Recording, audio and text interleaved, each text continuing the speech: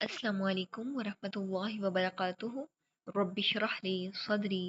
ویسر لی امری واحلل عقدۃ من لسانی یفقہوا قولی الحمد للہ رب العالمین آیت نمبر 31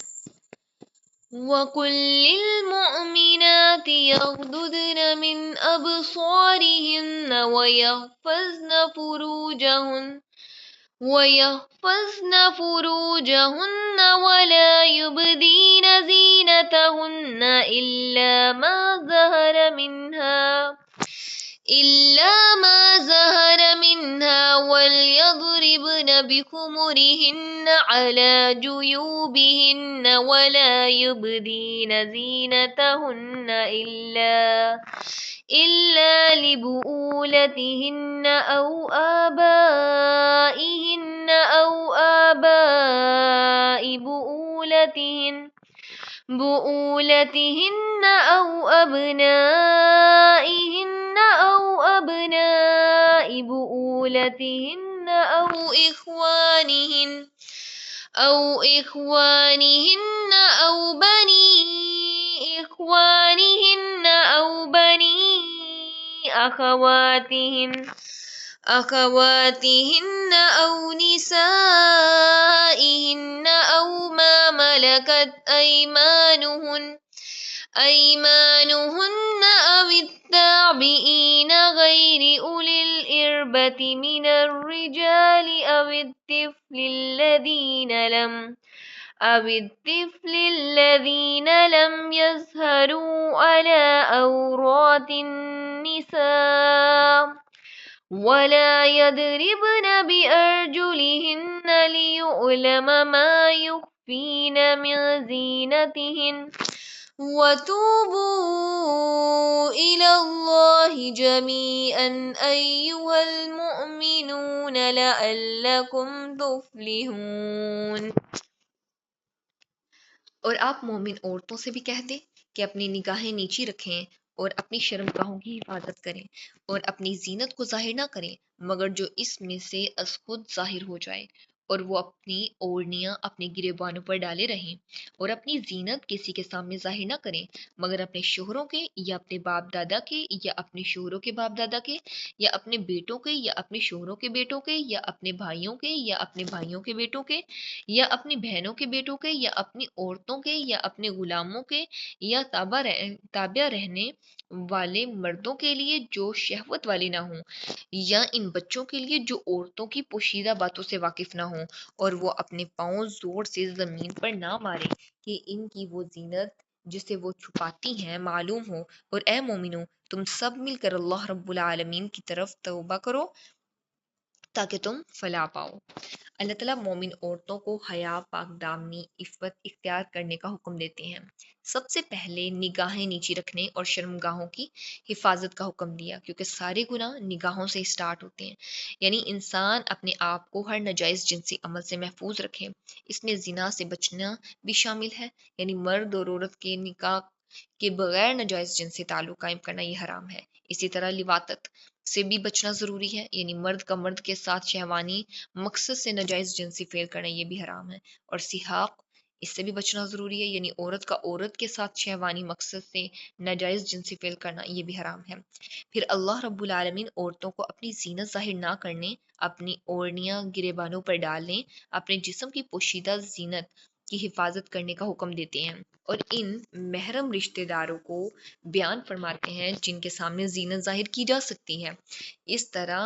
ایسی چال یا انداز اختیار کرنے سے منع کیا گیا جس سے چھپی ہوئی زینت ظاہر ہو یا دوسروں کی توجہ آپ کی طرف، یعنی کہ جو دوسرے ہیں وہ آپ کی طرف متوجہ ہوں۔ آخر میں تمام مومنوں کو اللہ رب العالمین کی طرف سچی توبہ کرنے کا حکم دیا گیا تاکہ وہ حیا، پاک دامنی، پردہ اور گناہوں سے بچنے کے ذریعے فلاح حاصل کریں۔ یہ چیزیں ہم نے پیچھے بھی ڈیٹیل سے پڑھی ہیں۔ حقیقی بھائی، جس بھائی کے ساتھ ماں اور باپ دونوں ایک ہوں، اور الاتی بھائی جس بھائی کے ساتھ صرف باپ ایک ہو ماں الگ ہو، اخیافی بھائی جس بھائی کے ساتھ صرف ماں ایک ہو باپ الگ ہو۔ یعنی آیت میں اخوانہن کے تحت حقیقی، الاتی، اخیافی تینوں قسم کے نسبی بھائی شامل ہے، کیونکہ یہ محرم ہے اور ان کے سامنے زینت ظاہر کی جا سکتی ہے۔ آیت نمبر 32 وَأَنكِحُوا الْأَيَامَ مِنكُمْ وَالصَّالِحِينَ مِنْ عِبَادِكُمْ وَإِمَائِكُمْ إِنْ يَكُونُوا فُقَرَاءَ يُغْنِهِمُ اللَّهُ مِنْ فَضْلِهِ وَاللَّهُ وَاسِعٌ عَلِيمٌ۔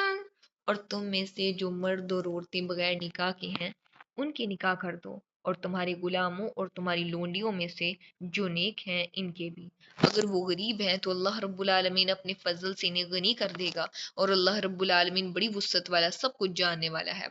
یعنی تم میں سے جو مرد اور عورتیں بغیر نکاح کے ہیں ان کے نکاح کر دو، اور اپنے غلاموں اور لونڈیوں میں سے جو نیک ہوں ان کے نکاح بھی کر دو۔ اس آیت میں اللہ رب العالمین معاشرے کے ذمہ دار افراد کو نکاح آسان بنانے اور غیر شادی شدہ لوگوں کے نکاح میں تعاون کرنے کی ترغیب دے رہے ہیں۔ پھر فرمایا ان یکونوا فقراء یغنیہم اللہ من فضلہ، یعنی اگر وہ غریب ہوں تو اللہ رب العالمین اپنے فضل سے انہیں غنی کر دے گا۔ اس لیے صرف غربت یا مالی تنگی کے خوف سے نکاح کو روکنا درست نہیں، کیونکہ رزق اللہ رب العالمین کے ہاتھ میں ہے، اور وہ نکاح کے بعد اپنے بندوں کے لیے رزق کے اسباب پیدا کرنے پر قادر ہے۔ واللہ واسع علیم، یعنی اللہ رب العالمین بڑی وسعت والا سب کچھ جاننے والا ہے، اس کا فضل بہت وسیع ہے، اور وہ اپنے بندوں کے حالات، ضروریات اور مصلحتوں کو خوب جانتا ہے۔ اسلام نکاح کو آسان بنانے، پاکیزہ معاشرے کے قیام اور غریب لوگوں کے نکاح میں تعاون کرنے کی تعلیم دیتا ہے تاکہ فتنہ نہ پھیلے، اور اللہ رب العالمین کے فضل اور رزق پر بھروسہ رکھنے کی ترغیب دیتے ہیں کہ اللہ تعالیٰ فرماتے ہیں کہ جو آپ لوگ کا رزق ہے اور جو اللہ رب العالمین کا فضل ہے اس پہ بھروسہ رکھو، اللہ رب العالمین آپ لوگ کو ان تمام چیزوں سے نوازیں گے۔ آیت نمبر 33، وَلْيَسْتَعْفِفِ الَّذِينَ لَا يَجِدُونَ نِكَاحًا حَتَّى يُغْنِيَهُمُ اللَّهُ مِنْ فَضْلِهِ وَالَّذِينَ يَبْتَغُونَ الْكِتَابَ مِمَّا مَلَكَتْ أَيْمَانُكُمْ فَكَاتِبُوهُمْ إِنْ عَلِمْتُمْ فِيهِمْ خَيْرًا وَآتُوهُمْ مِنْ مَالِ اللَّهِ الَّذِي آتَاكُمْ وَلَا تُكْرِهُوا فَتَيَاتِكُمْ عَلَى الْبِغَاءِ إِنْ أَرَدْنَا تَحَصُّنًا لِتَبْتَغُوا أَرَضَ الْحَيَاةِ الدُّنْيَا وَمَن يُكْرِههُّنَّ فَإِنَّ اللَّهَ مِن بَعْدِ إِكْرَاهِهِنَّ غَفُورٌ رَحِيمٌ۔ اور جو نکاح کی طاقت نہ پائیں وہ لازماً پاک دامنی اختیار کریں، یہاں تک کہ اللہ رب العالمین اپنے فضل سے انہیں غنی کر دے۔ اور تمہارے غلاموں میں سے جو مکاتبت آزادی کی تحریر چاہتے ہیں، اگر تم ان میں کوئی بلائی جانتے ہو تو ان سے مکاتبت کر لو، اور ان کو اس مال میں سے دو جو اللہ رب العالمین نے تمہیں دیا ہے، اور اپنی لونڈیوں کو اگر وہ پاک دم رہنا چاہتی ہوں تو بدکاری پر مجبور نہ کرو کہ تم دنیا کی زندگی کا کچھ فائدہ حاصل کرو، اور جو شخص ان کو مجبور کرے گا تو ان کی مجبوری کے بعد یقیناً اللہ تعالیٰ بے حد بخشنے والا نہایت رحم والا ہے۔ جاہلیت کے زمانے میں غلامی ایک عام معاشرتی نظام تھا، انسان خریدے اور بیچے جاتے تھے، اور غلاموں کی تعداد کو بھی مال و دولت اور حیثیت کی علامت سمجھا جاتا تھا۔ غلام خود بھی مال سمجھے جاتے، اور ان سے جو کام لے کر ان کی خرید و فروخت کے ذریعے آمدنی حاصل کی جاتی تھی۔ اسلام نے اس نظام کو ایک دم ختم نہیں کیا، اب یہاں پر تدریجاً غلامی یعنی کہ جو غلام تھے ان کی آزادی کے راستے کھولے، غلام آزاد کرنے کی بہت ترغیب دی گئی، بعض گناہوں کے کفارے میں غلام آزاد کرنا مقرر کر دیا گیا، زکوٰۃ کے مصارف میں وفی الرقاب رکھا گیا، اور غلاموں کو مکاتبت کے ذریعے اپنی آزادی حاصل کرنے کا راستہ دکھایا گیا۔ اسی اصلاح کے سلسلے میں ان لونڈیوں کو بھی تحفظ دیا گیا جنہیں جاہلیت میں بدکاری پر مجبور کر کے ان سے مال کمایا جاتا تھا۔ اللہ تعالیٰ فرماتے ہیں وَلَا تُكْرِهُوا فَتَيَاتِكُمْ عَلَى الْبِغَاءِ إِنْ أَرَدْنَا، یعنی اپنی لونڈیوں کو دنیاوی مال حاصل کرنے کے لیے بدکاری پر مجبور نہ کرو اگر وہ پاک دامن رہنا چاہتی ہیں، جو انہیں مجبور کرے گا ان کے مجبور کیے جانے کے بعد اللہ غفور الرحیم، کہ اللہ تعالیٰ انہیں تو چھوڑ دیں گے لیکن پھر آپ لوگ پکڑ میں آ جاؤ گے۔ جابر بن عبداللہ رضی اللہ تعالیٰ عنہ کی روایت میں آتا ہے کہ عبداللہ بن ابئی کی دو لونڈیاں تھیں، ایک یہ تھی کہ مسیکہ اور دوسری امیمہ نے نبی صلی اللہ علیہ وآلہ وسلم سے اپنے ساتھ ہونے والے جبر کی شکایت کی۔ اسلام نے ان مظلوم عورتوں کو بھی ظلم دیا۔ اب دیکھیں جن پہ جبر ہوتا تھا، ایسا نہیں کہ اللہ تعالیٰ نے ان کے لیے کہا بلکہ سب کے لیے کہ یہ زنا تو ویسے ہی حرام ہے اور بہت بری چیز ہے، یہ تو معاشرے میں بگاڑ کا سبب بنتا ہے، تو اسے سختی سے منع کیا گیا۔ اس کے لیے شادی شدہ ہو کر جو زنا کرے وہ رجم، اور جو بغیر شادی شدہ زنا کرے 100 کوڑے، اسی طرح مرد اور عورتوں پھر اس طرح یہ بہت بڑا گناہ ہے۔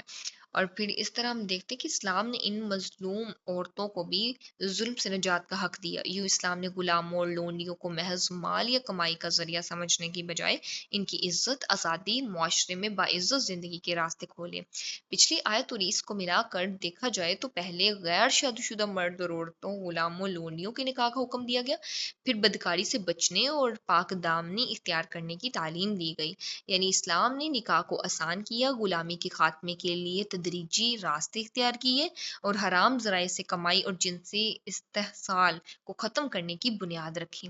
اللہ رب العالمین سے دعا ہے کہ وہ ہمیں دین کا سچا فہم نصیب فرمائے، اس پہ خود بھی عمل کرنے، دین کا پیغام دوسروں تک پہنچانے کی توفیق عطا فرمائے، آمین۔ وآخر الدعوانا ان الحمد للہ رب العالمین، سبحانک اللہم وبحمدک، نشہد ان لا الہ الا انت، نستغفرک ونتوب الیک۔ السلام علیکم ورحمۃ اللہ وبرکاتہ۔